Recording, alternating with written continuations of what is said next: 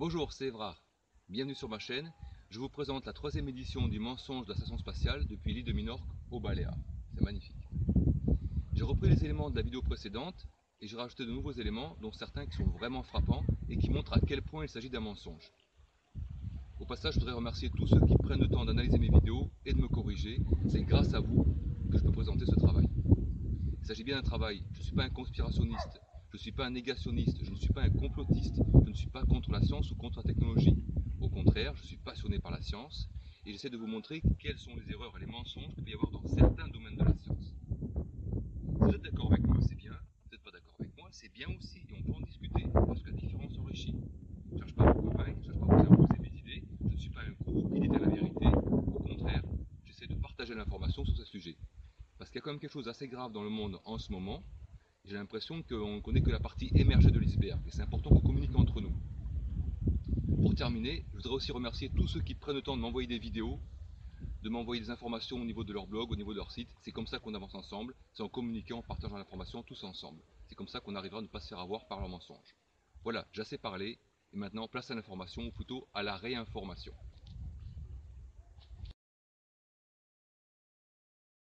Pourquoi est-ce qu'il n'existe aucune vidéo de la construction de la station spatiale?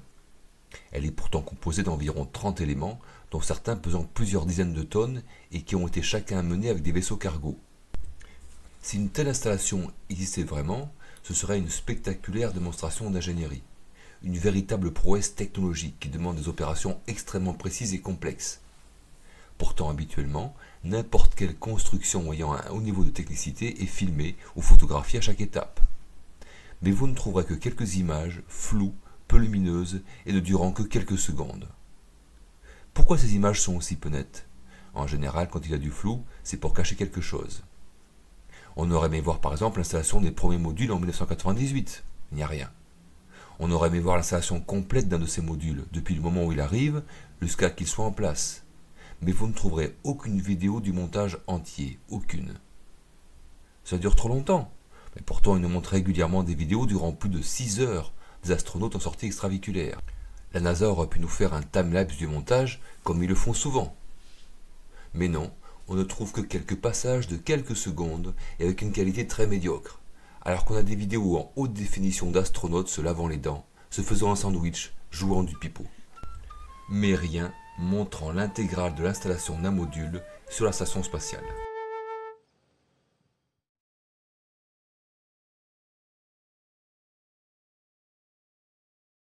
Les panneaux solaires de la station spatiale produisent 120 kW d'électricité. Puisqu'ils ne sont éclairés que pendant un peu plus de 45 minutes, ils fournissent donc 100 kWh pendant cette période. La moitié, soit 50 kWh, charge les batteries pour les prochaines 45 minutes d'obscurité. L'autre moitié est utilisée pour faire fonctionner les appareils de la station spatiale. 50 kW ou 50 000 watts, cela ne signifie rien. Tout dépend de l'utilisation qu'on en a. C'est énorme pour un petit logement, c'est ridicule pour une entreprise utilisant des machines puissantes. Mais on ne sait absolument pas quelle est la consommation des appareils de la station spatiale d'un volume intérieur de 400 m3. Regardez sur les photos de l'intérieur de l'ISS la quantité d'appareils qu'il y a. Tout le système de ventilation, de climatisation, le système de recyclage de l'eau. Il faut des pompes pour faire circuler ces fluides sur une distance de parfois 100 mètres. Les appareils destinés aux expériences. Il y a aussi tous les appareils de communication avec la Terre très gourmands en électricité, et bien d'autres encore. Pourquoi on ne trouve aucune information précise sur la consommation électrique de tous les appareils utilisés? Peut-être parce qu'on verrait alors que cette consommation dépasse largement les 50 kWh pendant les 45 minutes d'obscurité. Sur la Terre, la chaleur se transmet par deux moyens. Par rayonnement. Si vous mettez au soleil, vous sentirez sa chaleur car elle rayonne de l'énergie. Ou par convection. Le rayonnement solaire excite les molécules de l'atmosphère, le mouvement de celles-ci se transmet aux suivantes et ainsi de suite. Ainsi, le mouvement des molécules amène un réchauffement progressif de l'atmosphère. D'ailleurs, lorsque vous vous mettez à l'ombre, vous avez moins chaud parce que vous ne recevez plus le rayonnement solaire direct. Vous n'avez plus que la chaleur transmise par la convection. Mais dans l'espace, il n'y a pas de molécules, ou trop peu, pour que l'agitation des molécules se transmette les unes aux autres. Il n'y a pas de convection et les échanges de chaleur ne se font que par rayonnement. Dans l'espace, si vous mettez un thermomètre au soleil, Celui-ci n'indiquera pas la température du vide autour de lui, puisque le vide n'a pas de température, mais la température de la matière du thermomètre, environ plus 120 degrés. Et si vous le mettez dans l'obscurité, le thermomètre descendra lentement vers moins 150 degrés. Comment font les astronautes lorsqu'ils passent 6 heures dans le vide de l'espace à jouer au Lego devant les caméras? Même si le transfert de chaleur est très lent, la partie de leur combinaison au soleil va s'échauffer, tandis que la partie à l'ombre va se refroidir. Quel système pourrait refroidir spécifiquement la partie au soleil et en même temps réchauffer la partie dans l'obscurité? Et en plus, il faut que le système s'adapte très rapidement lorsque l'astronaute change de position. De même avec la station spatiale, comment arrive-t-il à conserver une température confortable alors que d'un côté de la station reste en permanence à l'ombre, donc proche de moins 150 degrés, et que l'autre partie est parfois pendant 45 minutes au soleil, donc se réchauffe, et pendant les 45 minutes suivantes, elle passe à l'ombre et se refroidit. Comment la station spatiale résiste à de telles variations de température? Elle est composée d'une quinzaine de modules, dont la longueur totale fait environ 100 mètres de long. Il y a donc un côté qui est en permanence dans l'obscurité à moins 150 degrés, tandis que toutes les 45 minutes, l'autre côté se refroidit ou se réchauffe et passe donc de 120 à 150 degrés en permanence. Les parois métalliques de la station vont donc se contracter et se rétracter toutes les 45 minutes et pas de la même façon des deux côtés. Et cela n'a aucun effet depuis 18 ans que la station est en orbite.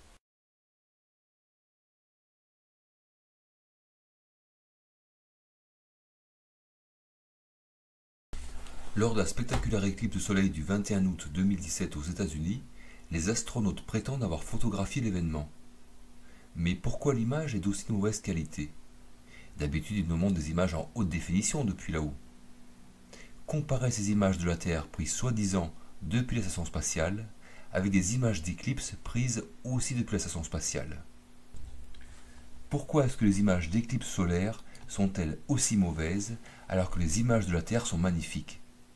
Pourtant, les astronautes utilisent une quantité d'appareils photo et de caméras parmi les meilleures marques. Et c'est tout ce qu'ils peuvent nous montrer de ces éclipses, alors que c'est un événement très rare depuis la prétendue station spatiale. Et regardez ces deux photos d'éclipses, celle de mai 2012 et celle de mai 2017. Ce sont deux éclipses donc très différentes. Comment ça se fait que la station spatiale a exactement le même angle de prise de vue sur deux éclipses solaires? C'est impossible. Et bien sûr, toujours autant de nuages. L'astronaute japonais Koichi Wakata s'élève en donnant une impulsion avec les pieds, puis il redescend, alors qu'il devrait continuer à monter jusqu'à toucher le plafond de la station spatiale.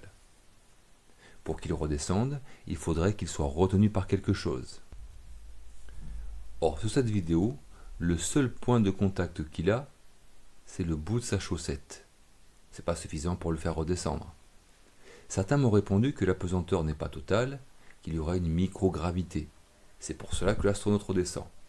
Mais alors, tous les objets devraient redescendre vers le sol de la station spatiale. Or, cette vidéo, on voit une bulle d'eau qui reste parfaitement immobile pendant plusieurs secondes. Impossible s'il y avait un peu de pesanteur.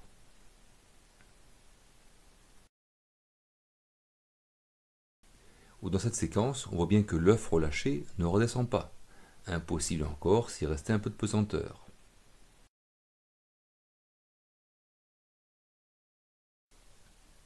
Et dans celle-ci, où l'astronaute Tim Peake reste parfaitement immobile pendant de nombreuses secondes. Comment voulez-vous qu'il reste dans cette position s'il y avait un petit peu de pesanteur et devrait redescendre vers le sol? S'il y avait une microgravité, alors tous ces objets, ainsi que les astronautes, devraient redescendre vers le sol. Donc comment expliquez-vous que l'astronaute japonais redescende ainsi? Bon, maintenant, libre à vous de continuer à croire qu'il est retenu par le bout de sa chaussette. Cette erreur était déjà visible dans la soi-disant station Skylab, mensonge des années 1970. Sur cette vidéo, on voit un astronaute qui court sur un anneau à l'intérieur de la station. On le voit qui pousse avec sa jambe, il s'élève, puis il redescend. C'est ce qu'il se passe sur Terre quand on court, parce que l'attraction terrestre nous fait redescendre. Mais dans la station spatiale, il n'y a pas de gravité. Or, selon la loi fondamentale de la mécanique classique, un objet garde sa trajectoire tant qu'il n'a pas une autre force qui intervient sur cet objet. Donc l'astronaute, en poussant avec ses pieds, devrait continuer à s'élever et non pas redescendre. Ces images montrent clairement qu'il s'agit d'un trucage.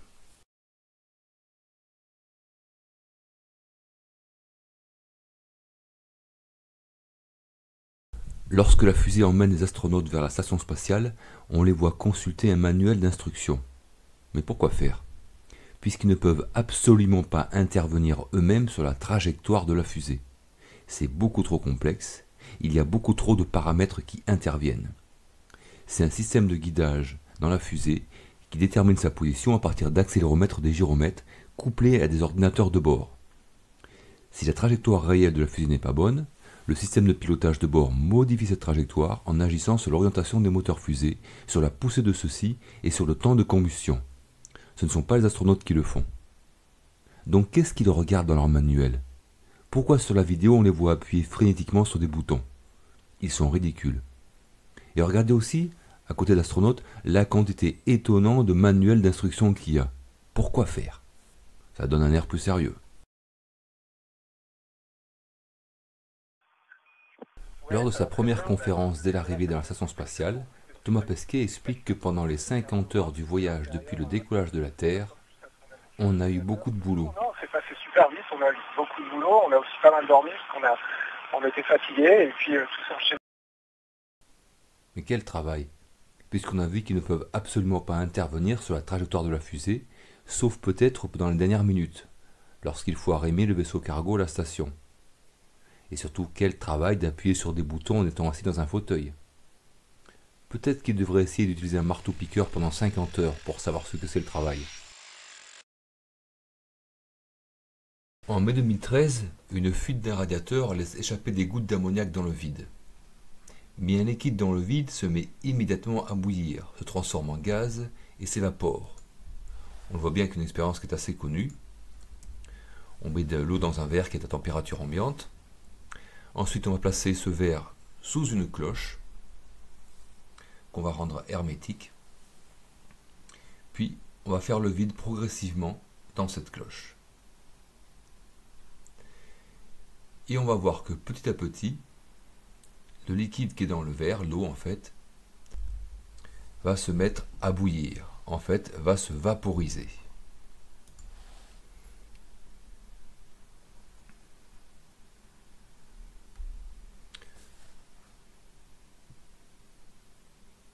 Voilà, on voit les premières bulles qui apparaissent. Et très rapidement, le liquide se met à bouillir tout en restant à la même température. Ce sont des notions élémentaires de physique. À volume constant, si la pression diminue, le liquide se transforme en vapeur. Donc puisque l'ammoniac était sous pression dans le circuit de la station spatiale, lorsque les gouttes s'échappent du radiateur, elles arrivent brusquement dans le vide de l'espace dont la pression est nulle. Elles devraient donc immédiatement se vaporiser. De plus, ces gouttes reçoivent aussi le rayonnement solaire qui contribue à leur réchauffement et donc à leur vaporisation. Alors, ces images ne peuvent pas prouver de façon irréfutable qu'il s'agit d'un trucage parce que les transitions de phase sont complexes avec plusieurs variables indépendantes qui interviennent. L'indice de réfraction, le flux solaire, l'enthalpie, l'entropie, l'énergie interne, la fonction d'état, etc., etc. Donc c'est une piste de recherche pour ceux qui sauraient faire ces calculs.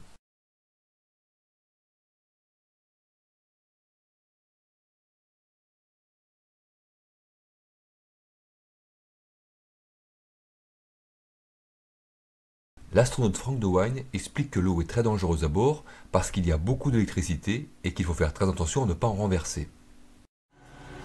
So water is also very dangerous on the space station because we have a lot of electricity. So we need to be very careful not to spill it. So we just put a little bit in our... Pourtant, ça n'a pas l'air de déranger ses collègues qui projettent des gouttes d'eau partout. Pourquoi Frank DeWine affirme que l'eau est dangereuse alors que les autres astronautes s'en moquent complètement? C'est impossible qu'ils aient tous oublié de ne pas jouer avec l'eau dans la station spatiale. C'est donc Frank DeWine qui a oublié qu'il n'y a pas de danger et a inventé cette histoire. Comme d'habitude, vous direz que c'est un détail sans importance. Mais c'est pas très net. Autre chose encore avec l'eau. Il y a peu d'eau disponible dans la station spatiale. Chaque astronaute a le droit à 3,5 litres d'eau par jour pour boire et pour se laver. L'eau disponible provient presque entièrement de leur urine, de leur transpiration, de l'humidité ambiante qui est recyclée dans une mini-station d'épuration utilisant l'osmose inverse. Or, ce système élimine les impuretés de l'eau, mais élimine aussi les minéraux bénéfiques, puisque par exemple plus de 90% du calcium et du magnésium sont retirés. Or, une eau osmosée est morte et toxique, occasionne rapidement des problèmes de santé. Il faut donc rajouter des dizaines d'éléments minéraux en quantité infinitésimale pour rendre l'eau potable. Par exemple, il faut moins de 1 mg de potassium par litre d'eau. Mais comment font-ils pour incorporer dans cette eau recyclée des quantités aussi infimes de ces éléments minéraux? C'est impossible de peser ces éléments puisqu'il n'y a pas de pesanteur. Donc ils mesurent des volumes. Mais concrètement, comment font-ils pour mesurer des volumes aussi infimes en apesanteur? Quel matériel utilisent-ils? Là encore, pourquoi on ne trouve aucune information sur ce sujet? Ce serait passionnant de savoir comment fonctionne ce système d'incorporation de minéraux en apesanteur. Ce serait en tout cas une prouesse technologique. Mais comme d'habitude, vous ne trouverez aucune information sur ce point. Les astronautes ne peuvent pas se laver ni prendre de douche car l'eau ne coule pas en apesanteur, elle reste collée au corps. Il doit donc mouiller une serviette pour se nettoyer. Cela peut aller pour se nettoyer le visage, comme le fait cet astronaute, mais ils doivent se laver en entier avec des serviettes humides tous les jours pendant plusieurs mois, parfois plus d'1 an. Sachant qu'en plus ils transpirent, puisque chaque jour, ils doivent pratiquer 2 heures d'activité sportive pour ne pas perdre de masse musculaire. C'est bien ce que dit Thomas Pesquet. Dans l'espace, on flotte toute la journée. Il y a beaucoup de muscles dont on ne se sert pas. Les muscles du dos, les muscles des cuisses. On est obligé de faire 2h30 de sport par jour pour limiter la perte osseuse et la perte musculaire. Donc après avoir soi-disant travaillé toute la journée, après avoir transpiré en faisant du sport, dans une atmosphère confinée, sans air frais, ils doivent se laver correctement en se frottant avec des lingettes humides. Mais faites l'expérience vous-même. Faites 2 heures de sport tous les jours, à l'intérieur de chez vous, dans un local, sans air venant de l'extérieur, avec juste une ventilation, et le soir, vous ne vous lavez qu'avec des lingettes humides. Comment vous sentirez-vous après 6 mois? Plus d'1 an pour certains. Les astronautes aussi ne se lavent les cheveux qu'avec un shampoing sans rinçage, puis s'essuient ensuite avec une serviette. Regardez les fameux astronautes dans la station spatiale. Après avoir passé plusieurs mois, en faisant 2 heures de sport par jour, en ne se lavant les cheveux qu'avec un shampoing sans rinçage, pensez-vous vraiment que leurs cheveux resteront aussi lisses et brillants? Est-ce que cela ressemblera à ça ou à ça? Et puis il n'y a pas que ça. Lorsqu'ils se coupent les cheveux, lorsqu'ils se rasent, les poils ne tombent pas, ils restent en apesanteur dans l'air. Lorsqu'ils jouent avec l'eau, il y a des gouttes d'eau qui s'échappent. Et l'aspiration n'est pas suffisante, puisque Samantha Cristoforetti explique dans une vidéo qu'elle doit se couper les ongles juste à côté de la grille d'aspiration de l'air. Sinon, ceux-ci restent en suspension. Karen Nyberg se fait un shampoing et les gouttes d'eau partent carrément vers l'autre côté opposé de la grille d'aspiration. Il y a donc en permanence des particules et résidus en suspension. Comment font-ils pour respirer correctement avec tous ces résidus, miettes, gouttes d'eau, poils, cheveux qui restent en apesanteur dans l'air et pénètrent nécessairement dans les narines et dans les poumons?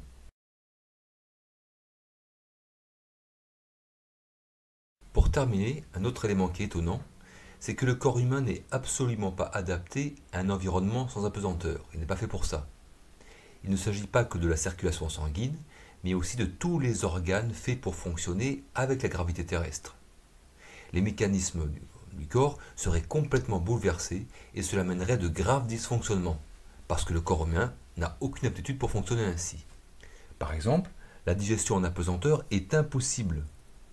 Lorsqu'on mange ou on boit, le bol alimentaire descend l'œsophage grâce au péristaltisme, sur les contractions musculaires réflexes. Puis il arrive dans l'estomac où les muscles malaxent le contenu qui redescend toujours vers le fond parce qu'il y a la gravité terrestre. Mais dans l'espace où il n'y a pas de gravité, le bol alimentaire ne resterait pas au fond de l'estomac. Il formerait une masse liquide qui se déplacerait à l'intérieur de l'estomac sans jamais retomber vers le fond. La digestion se ferait très mal. Et on ne parle même pas de l'inconfort causé par cette boule semi-liquide se promenant dans l'estomac et remontant parfois dans l'œsophage. C'est impossible que les astronautes n'aient aucun problème après plusieurs mois de ce traitement. Imaginez manger et digérer la tête en bas pendant plusieurs mois. Finalement, comment les astronautes peuvent-ils supporter de telles conditions de vie pendant plusieurs mois? On a vu parfois plus d'1 an. Ils subissent une apesanteur permanente, totalement inadaptée au corps humain. Ils ne respirent qu'un air recyclé, donc dévitalisé, sans énergie. Dans quel état vous serez après avoir passé plus de 6 mois dans un espace clos sans jamais respirer d'air frais? Ils ne mangent que de la nourriture en sachet, donc là aussi complètement dévitalisés, ils ne peuvent pas digérer leurs aliments. Ils ne boivent que de l'eau recyclée, provenant de leurs urines et de leur transpiration. Ils sont sales, puisqu'ils ne peuvent pas se laver correctement. Ils sont dans des conditions de danger extrêmes, puisqu'ils subissent un rayonnement cosmique dangereux. La moindre panne pourrait avoir des conséquences dramatiques. Ils peuvent subir l'impact d'une météorite ou d'un débris de satellite, et la situation deviendrait immédiatement très grave, voire mortelle. Mais sur les vidéos, les astronautes sont toujours souriants, totalement insouciants. Ils jouent et ne souffrent pas le moins du monde des conditions extrêmement inconfortables et dangereuses dans lesquelles ils vivent, soi-disant pendant plusieurs mois.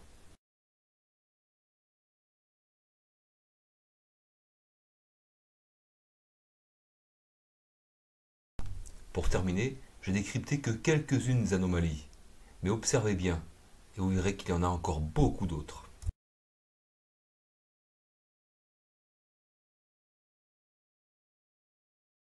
Des millions de débris sont en orbite autour de la Terre.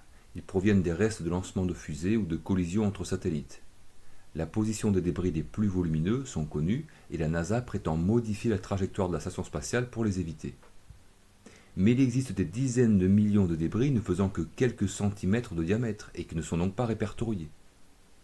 Comment la station spatiale se déplaçant à 28 000 km/h, soit 7,5 km par seconde, pourrait repérer un débris de cette dimension, décider dans quelle direction déplacer la station, puis allumer un réacteur pour éviter la collision, sachant qu'en plus la poussée des réacteurs de la station est très faible et ne permet qu'un déplacement très lent. C'est tout simplement impossible. Et surtout, il n'y a pas que le débris, parce que la Terre traverse en permanence un flux de météorites de toute taille. Elles se consument en formant les étoiles filantes lorsqu'elles pénètrent dans l'atmosphère, parce que leur vitesse fait plusieurs dizaines de kilomètres par seconde. Cela peut dépasser 100 km par seconde pour les météorites provenant d'extérieur du système solaire. Et parfois, la Terre traverse des essaims de météorites où le nombre de météorites est très important. Comme les Léonides en 2002, on voyait depuis le sol plus de 2000 météorites par heure.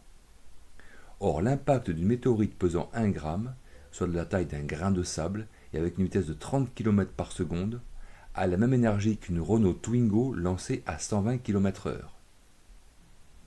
Mais si la météorite pèse 10 grammes, un peu plus d'une pièce de 2 €, alors elle aurait la même énergie qu'un camion de 8 tonnes lancé à 120 km/h. Imaginez les dégâts que ça occasionnerait sur les parois de la station spatiale, ne faisant que quelques centimètres d'épaisseur. Pour ceux qui doutent, on calcule l'énergie d'un objet en déplacement selon sa masse et sa vitesse, avec la formule E égale 1/2 de mv2, m étant la masse de l'objet en kg et v étant la vitesse en mètres par seconde. Ils prétendent que la station spatiale est bien protégée contre ce risque. Des expériences auraient prouvé qu'en séparant 2 couches de métal par un espace, un projectile passait sans difficulté au travers de la première couche en ayant dissipé la majorité de son énergie. La force d'impact sur la deuxième couche étant alors très faible. Elle devenait nulle si entre ces deux plaques on insérait un maillage en Kevlar. Mais ces expériences ont été réalisées avec des projectiles de quelques grammes et avec une vitesse d'environ 7000 km/h. Aucune expérience ne pourrait reproduire l'impact d'un projectile pesant plusieurs centaines de grammes et avec une vitesse de plus de 30 000 km/h. Pourtant, selon la NASA, il n'y aurait eu que 2 impacts et un trou dans le pare-brise de navette spatiale depuis 1998. Admettons qu'il n'y ait eu aucun impact vraiment important. Voici l'impact laissé par une balle de 9 mm dans la vitesse de 400 mètres par seconde. Une météorite de la même taille que cette balle, arrivant à une vitesse de 30 km par seconde, aurait une énergie 3000 fois plus élevée. Même s'il n'y a eu aucun impact vraiment important, pourquoi on ne trouve aucune trace sur les parois? Elles semblent comme neuves.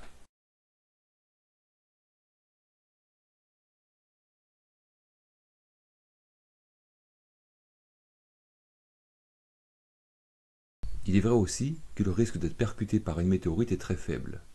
Cependant, ce risque est loin d'être négligeable.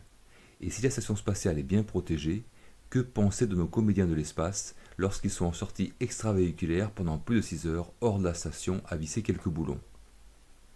S'ils étaient percutés par un grain de poussière météoritique pesant 1/100 de gramme, soit le poids d'un grain de blé, l'impact serait le même qu'une balle de fusil lancée à plus de 10 000 km/h. Pensez-vous que leur combinaison de plastique les protégerait? Si oui, alors pourquoi de telles protections ne sont pas utilisées par les militaires, ce qui les rendrait invincibles? Et si la météorite percute la visière? Même si le risque d'impact est faible, il est loin d'être négligeable. Et pensez-vous vraiment que les Américains laisseraient les astronautes courir un tel risque alors qu'ils sont si pointilleux sur la sécurité? Je reviens sur cette photo parce que remarquez au passage le bloc-notes fixé sur le bras gauche de l'astronaute. C'est bien pratique à utiliser avec leurs gros gants. Et avec un budget de plusieurs milliards de dollars, ils ne peuvent pas leur installer une tablette.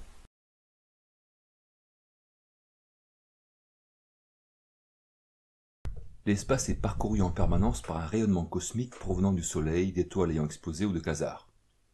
Ce rayonnement cosmique est composé de particules ayant une énergie très élevée. Ce sont essentiellement des noyaux atomiques se déplaçant à des vitesses voisines de la lumière. Plusieurs satellites en orbite autour de la Terre étudient effectivement ce rayonnement cosmique. Heureusement, ce rayonnement ne nous atteint pas sur Terre, parce que la plupart des particules cosmiques sont déviées ou piégées par le champ magnétique de la Terre, formant un bouclier qu'on appelle la ceinture de Van Allen. Il fait plusieurs milliers de kilomètres d'épaisseur au-dessus de nous, et commence environ 500 km au-dessus de la Terre et s'étend jusqu'à 60 000 km au-dessus de la Terre. Mais ce bouclier n'est pas parfaitement imperméable, particulièrement au niveau des pôles, où les particules magnétiques entrent dans l'atmosphère, causant les magnifiques aurores boréales et australes visibles dans les hautes latitudes nord et sud de la planète. Ailleurs, sur la Terre, les particules les plus énergétiques arrivent à traverser la ceinture de Van Allen et pénètrent dans l'atmosphère. Les pilotes d'avions de ligne qui volent à 10 km d'altitude pendant quelques heures subissent un rayonnement beaucoup plus élevé que nous au sol et sont suivis régulièrement par les autorités médicales. Mais dans l'espace, il n'y a pas d'atmosphère pour piéger les rayonnements cosmiques les plus énergétiques. Et ce n'est pas nocif pour les astronautes, alors qu'eux passent non pas quelques heures comme les pilotes de ligne, mais plusieurs mois dans l'espace, parfois plus d'1 an, sans subir aucun désagrément. Les rayons X utilisés pour une radiographie ont une énergie d'au maximum 120 kV, alors que les rayons cosmiques peuvent atteindre plusieurs centaines de gigaélectronvolts, soit 1 million de fois plus que les rayons X de nos radiographies. Bon, bien sûr, le flux de rayonnement cosmique est beaucoup plus faible que celui d'une radiographie, mais les particules cosmiques engendrant les rayonnements gamma sont très énergétiques et peuvent avoir une vitesse proche de celle de la lumière, 300 000 km par seconde, soit plus d'1 milliard de km par heure. Elles traverseraient facilement les minces parois de la station spatiale, pénétrant dans le corps des astronautes, détruisant les cellules et endommageant gravement les brins des molécules d'ADN. Et après plusieurs mois dans l'espace, les astronautes n'en souffrent pas. Et comment la combinaison de plastique des astronautes, lorsqu'ils sont en sortie extravéhiculaire, les protège de ces rayonnements? Comment la visière de cette combinaison arrête le rayonnement? Est-ce qu'ils utilisent un système de protection spécial qui garde secret? Dans ces cas-là, la NASA serait inhumaine si elle n'avait pas fourni ce type de combinaison aux ingénieurs et ouvriers travaillant dans les centrales nucléaires accidentées de Tchernobyl et Fukushima. En réalité, la combinaison des astronautes ne peut pas les protéger des rayonnements cosmiques. Et puis il y a aussi les tempêtes solaires, qui génèrent un flux de particules à très haute énergie. Durant une éruption solaire qui peut durer de quelques secondes à quelques heures, la surface du Soleil libère des nuages de plasma qui arrivent à la Terre en 3 jours.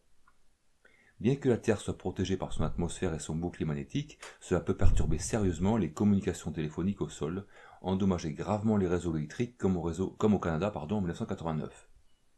Mais cela n'a aucune influence sur la station spatiale, qui dans l'espace n'est pas protégée par l'atmosphère et qui est juste à la limite du bouclier magnétique formant la ceinture de Van Allen. Si vous cherchez des informations sur ce sujet, on vous dira systématiquement que les astronautes reçoivent une dose négligeable de rayonnement, occasionnant au pire quelques troubles de la vue. Bien sûr. En réalité, l'espace est extrêmement dangereux pour tout être vivant à cause de ce rayonnement mortel et à cause du flux permanent de micrométéorites. Aucun humain, aucun animal, aucune plante ne pourrait y vivre. Seuls les robots et les satellites peuvent évoluer dans l'espace.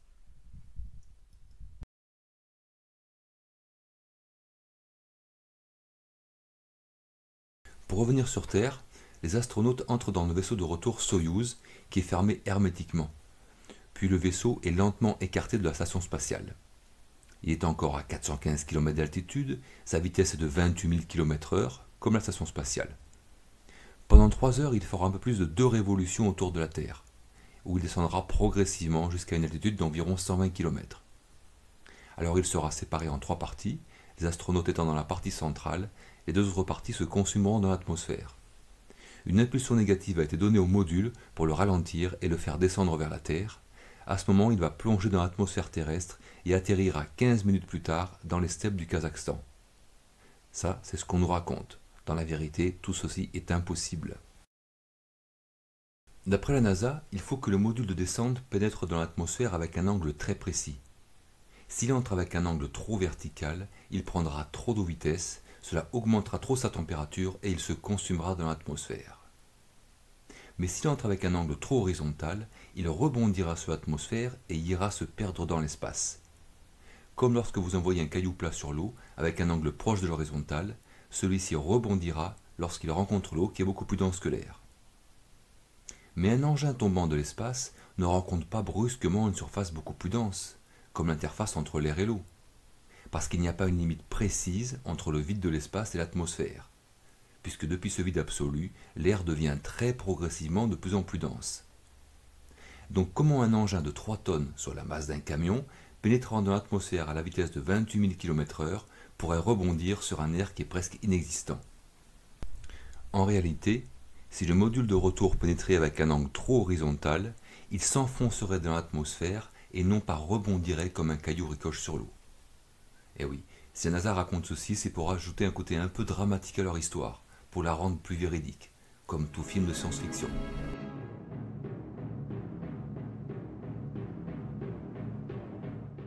On va voir maintenant pourquoi la descente du module de retour dans l'atmosphère est impossible.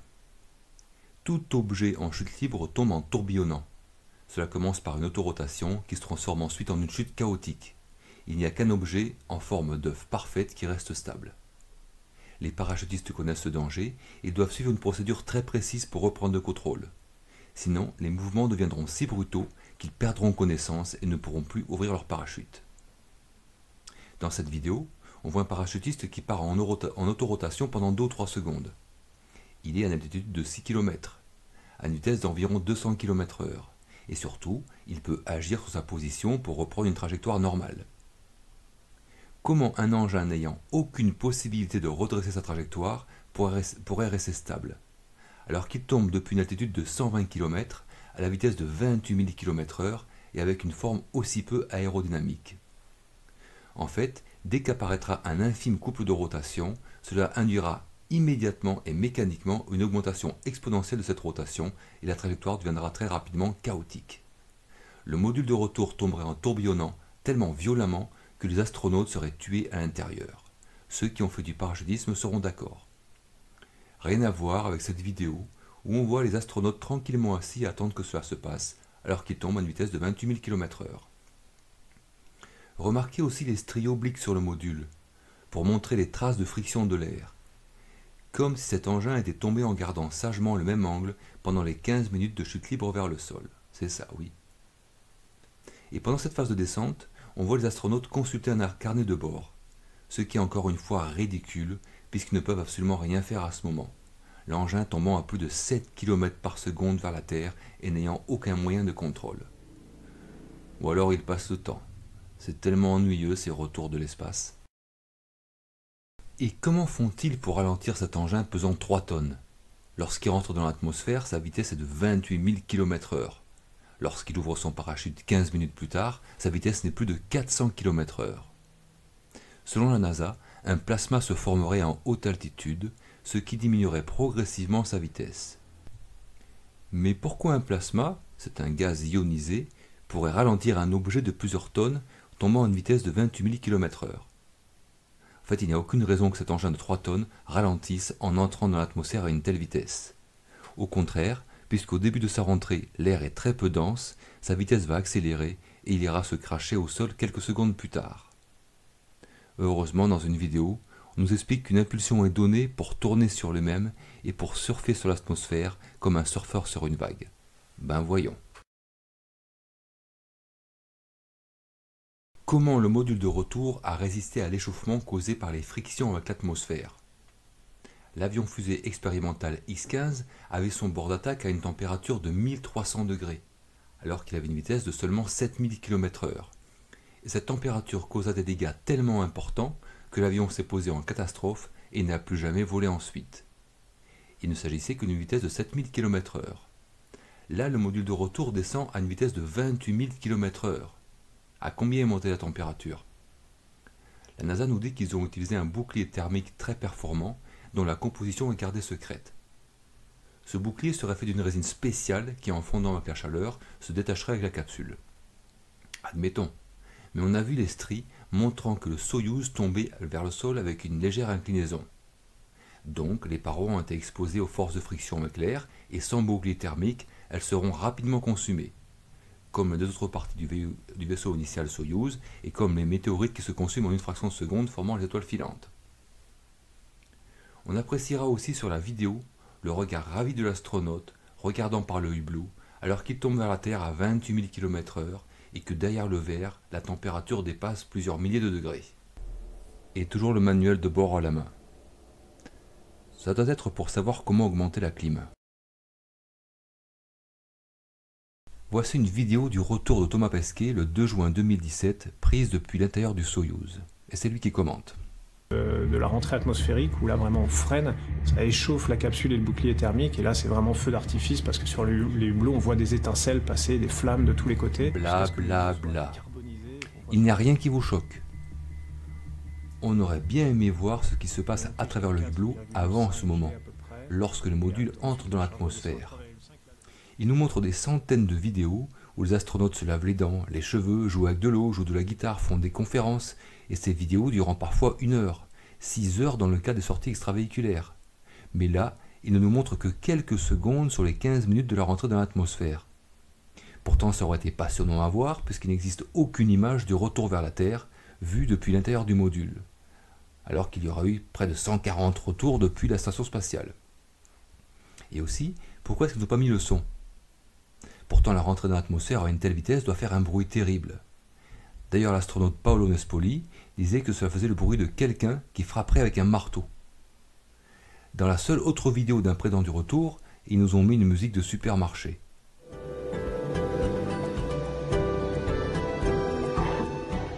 Cela ne vous semble pas curieux qu'il n'y ait aucune image depuis l'intérieur du retour dans l'atmosphère?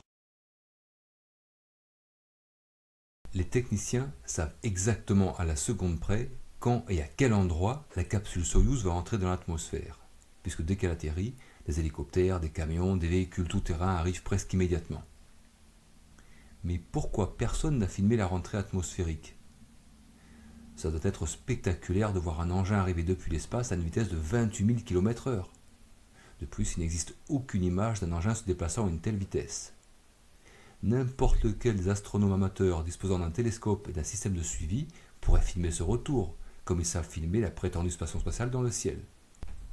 Mais non, il n'y a que les images de la capsule sous ses parachutes lorsqu'elle va se poser sur Terre. Alors qu'encore une fois, ce serait certainement spectaculaire à voir et ce serait un événement, des astronautes qui reviennent de l'espace.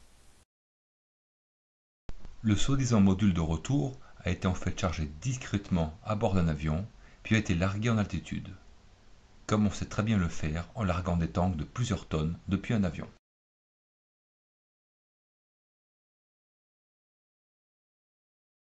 Il y a quelque chose de pas cohérent dans tout ceci. La NASA nous montre des centaines, des milliers d'images et de vidéos prises à l'intérieur de la station spatiale, tout aussi spectaculaires les unes que les autres. Mais il ne nous montre aucune image de ces moments cruciaux et certainement encore plus spectaculaires que sont le retour sur Terre. Si pour vous c'est un détail sans importance, moi ça ne fait que renforcer mes convictions sur ce mensonge.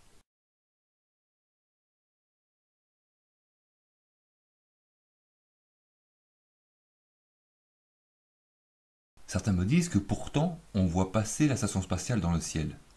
Non, vous ne voyez pas passer la station spatiale dans le ciel. À l'œil nu, vous voyez passer un gros point brillant légèrement jaune. D'ailleurs, vous pouvez trouver les heures et positions de passage très précis sur différents sites. Avec un bon télescope, on aperçoit effectivement vaguement une forme ressemblant à la station spatiale. Pour voir quelque chose d'un peu plus précis, il faut du très bon matériel, très complexe, très cher et réservé à quelques professionnels et clubs d'astronomie. Mais même si vous voyez effectivement passer une forme ressemblant à la station spatiale, vous ne pouvez pas prouver qu'il y a des astronautes à l'intérieur de ce que vous voyez passer dans le ciel. Or, la base de toute démarche scientifique est de pouvoir prouver ce qu'on affirme. Si on ne peut pas le prouver, alors il s'agit d'une croyance. C'est le cas de la station spatiale, il s'agit d'une croyance, d'un mythe urbain.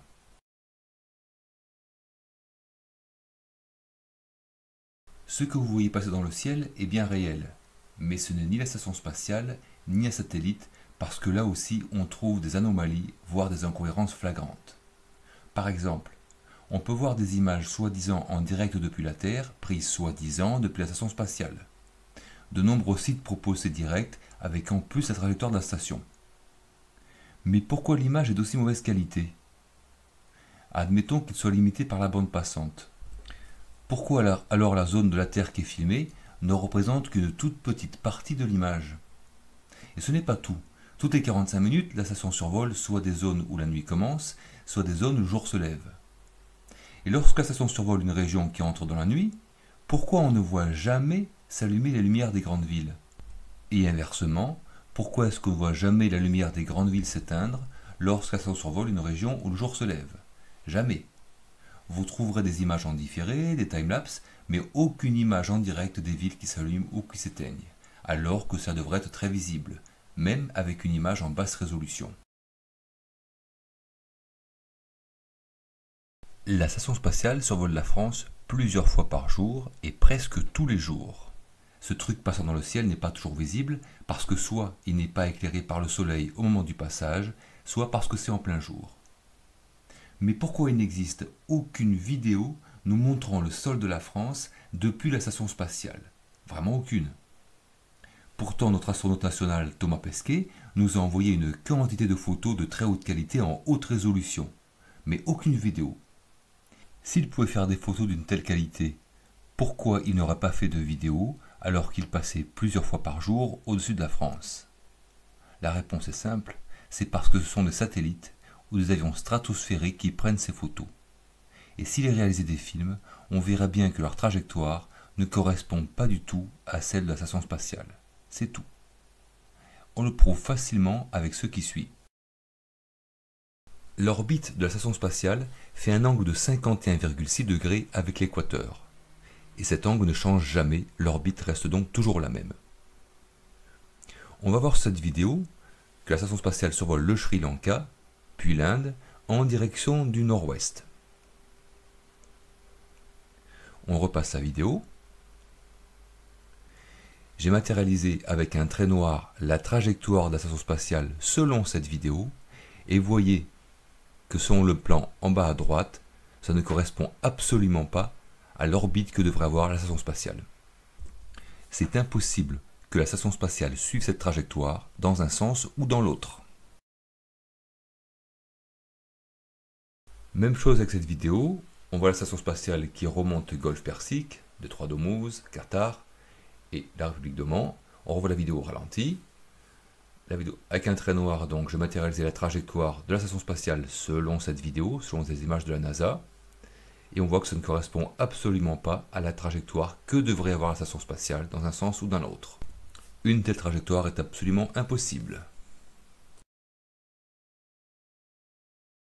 La seule explication à toutes ces incohérences, c'est qu'il s'agit bien entendu de trucage. C'est ce qu'on va voir maintenant.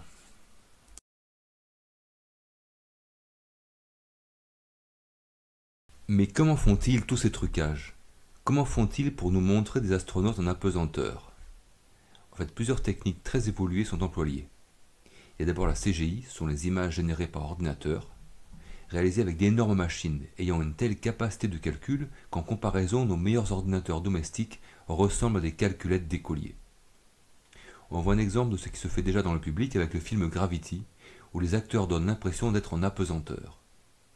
Puisque le cinéma arrive à obtenir des effets aussi réalistes, ne pensez-vous pas que la NASA, avec beaucoup plus de moyens, y arrive encore mieux?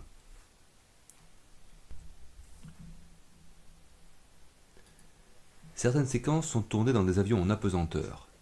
Cette technique est maintenant accessible au public qui en a les moyens, ça coûte 5 000 € les 12 séquences, et chaque séquence ne dure que 20 secondes. On se doute que pour les astronautes, on utilise des avions pouvant rester au moins 1 minute en apesanteur. Ça permet de réaliser certaines parties impossibles à obtenir en images de synthèse, par exemple les séquences avec de l'eau. Il y a le fond vert, qui est utilisé de différentes façons. Par exemple, des astronautes sont suspendus à des câbles fixés à un harnais très fin qui épouse le corps de l'astronaute. Ils sont filmés en studio devant un écran vert, puis avec un traitement informatique, appelé chroma key, l'écran vert est remplacé par les images que l'on insère.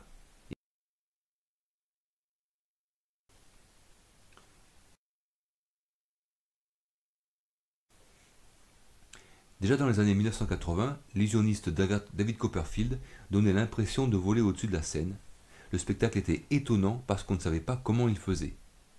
Maintenant on connaît sa technique, des câbles très fins et très résistants dirigés par ordinateur. Pour la station spatiale, certainement qu'ils utilisent des techniques beaucoup plus perfectionnées, des machines plus perfectionnées qu'on n'imagine même pas, pour donner l'impression que les astronautes sont en apesanteur. Les astronautes sont filmés en piscine dans de très grands bassins équipés pour cela. Ensuite, le fond de l'image est masqué et remplacé par un autre fond, la Terre ou l'espace. C'est parfaitement connu puisqu'il s'agit des moyens utilisés effectivement pour entraîner les astronautes. Mais ils ne disent pas que cela permet aussi de réaliser les images montrant les astronautes en sortie extravéhiculaire.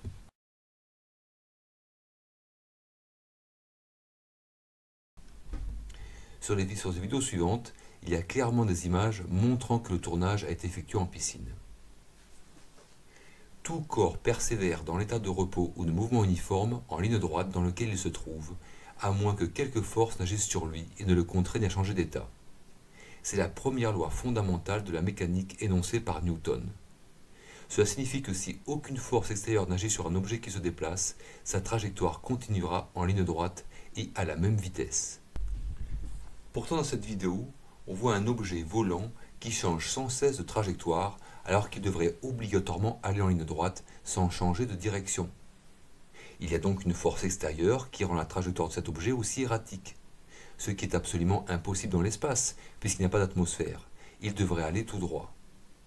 Cette vidéo prouve donc que ces images ont été réalisées en piscine et que ce sont les courants d'eau dans cette piscine qui modifient la trajectoire de l'objet.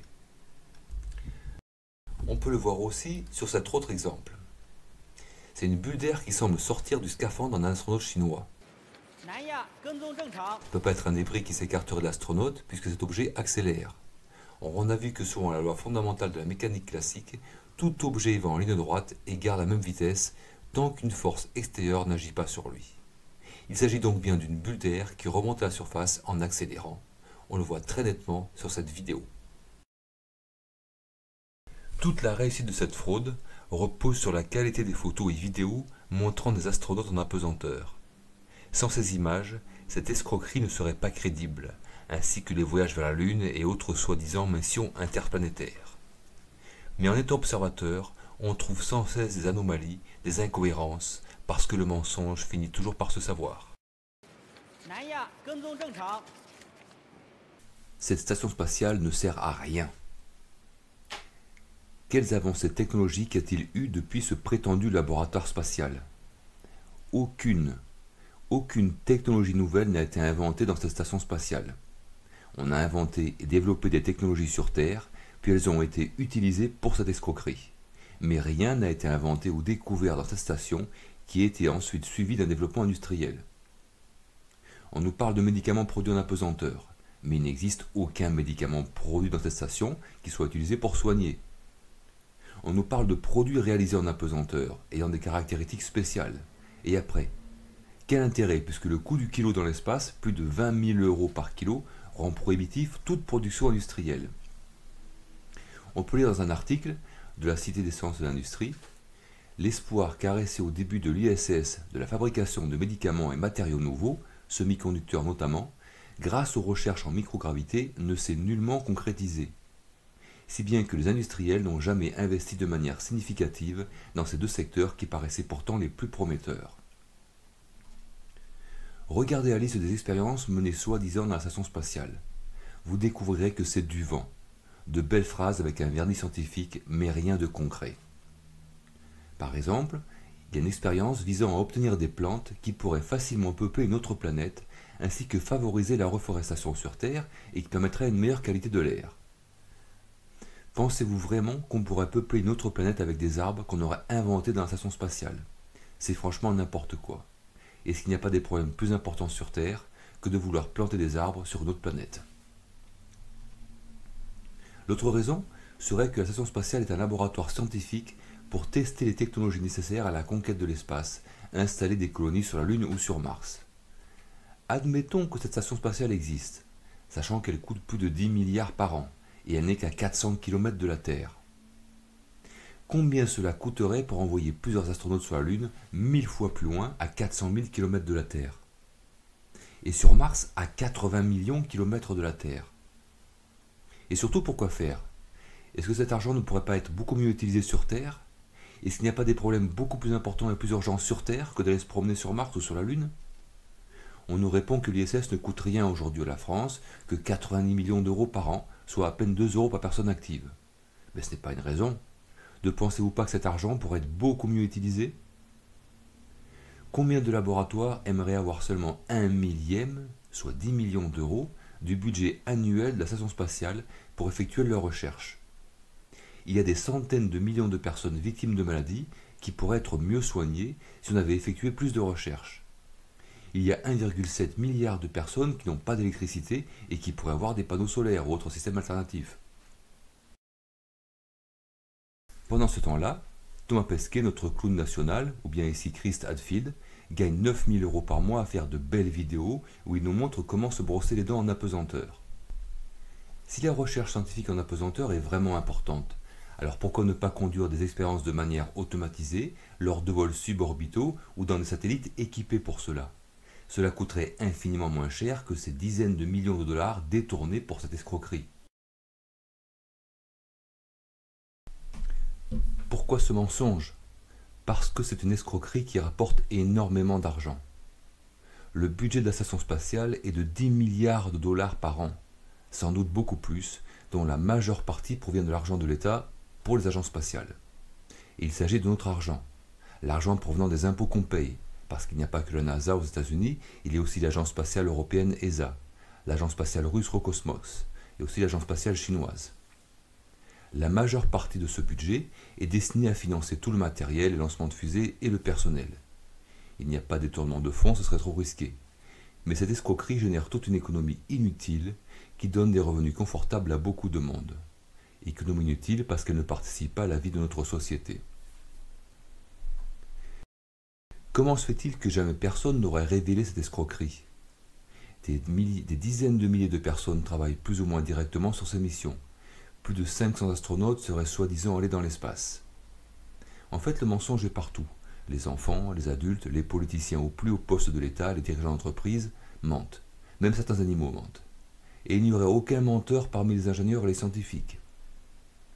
Si personne ne parle, c'est parce que la majorité est persuadée que la station spatiale existe.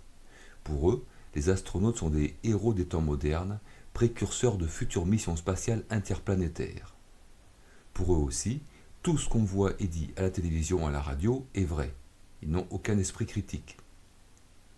Ceux qui travaillent dans les domaines proches de ces missions spatiales ne disent rien, parce que s'ils parlaient, ils perdraient leur emploi, voire seraient bannis à vie de leur activité. On se doute aussi qu'à partir d'un certain niveau hiérarchique, si certains tentaient de faire des révélations, les escrocs sauraient les faire taire d'une façon ou d'une autre. Quant aux astronautes, ils gagnent plus de 9 000 € par mois. Pensez-vous qu'ils vont révéler le mensonge qui les nourrit avec un tel salaire? À ne rien faire en plus, parce que quel travail fait en ce moment Thomas Pesquet par exemple? Comment les astronautes font-ils pour mentir toute leur vie? Au public, aux journalistes, à leurs amis, à leur famille, à leurs femmes ou maris, à leurs enfants?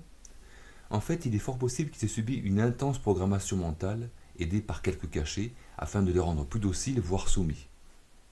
Regardez Thomas Pesquet. C'est certainement un brave garçon, mais il donne l'impression d'avoir été lobotomisé. Il semble n'avoir aucune émotion, toujours le même visage, lisse. D'ailleurs, pourquoi il est impossible de rencontrer Thomas Pesquet en tête-à-tête? On ne peut le rencontrer que publiquement. Et il est toujours entouré de gardes du corps. Jamais vous ne le verrez faire ses courses au supermarché du coin ou aller prendre un verre dans un bar avec des amis ou faire la fête. Jamais. On peut comprendre que le président de la République ou ses ministres ne sortent pas parmi la population pour des raisons de sécurité, mais cela ne vous semble pas curieux qu'un astronaute ayant soi-disant passé 6 mois dans l'espace n'apparaisse jamais seul en public? Est-ce que ce serait pour éviter qu'on découvre vraiment qui est Thomas Pesquet et qu'on comprenne la supercherie? Voilà, cette vidéo est terminée, j'espère que le contenu vous a plu. N'hésitez pas à laisser un commentaire, c'est en communiquant tous ensemble qu'on arrivera à se sortir de leurs mensonges. A bientôt. Tout le monde ment, le gouvernement ment énormément. Tout le monde ment, le gouvernement ment énormément. Le physiquement, le mentalement, le vulgairement, et le poliment, le béatement, et le tristement, et le sagement, et l'idiotement, oui l'idiotement, et le sensément, logiquement, et le carrément, la cruellement, et l'abonnement, y'a que ma maman qui ment rarement. Tout le monde ment, le gouvernement ment énormément. Tout le monde ment.